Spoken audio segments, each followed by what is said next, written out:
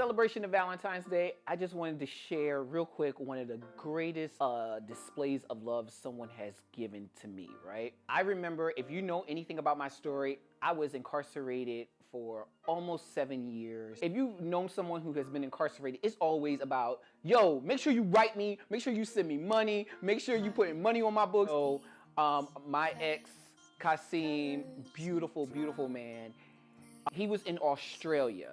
And I tell this story so much about the power of love. He was on tour in Australia. He's a dancer. And I'm calling him from federal prison. And I'm like, yo, Kasim, you put the money on my books? You put the money on my books? I need money on my books. You know, I'm hungry, blah, blah, blah. And there was no Western Union for him to send the money in Australia. And he found one Western Union in Australia by Sydney, but it was an hour outside of Sydney. 2 hours later, I get notification on my books that someone had put $150 on my books.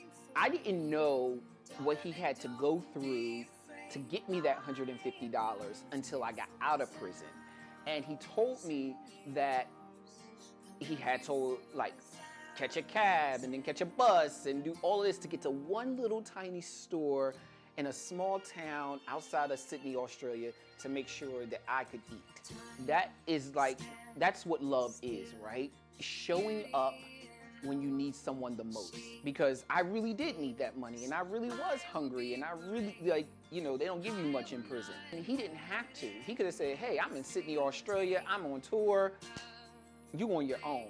But no, he made sure that I was good. And that was just one of the most amazing displays of love I have ever experienced. Every hour has come.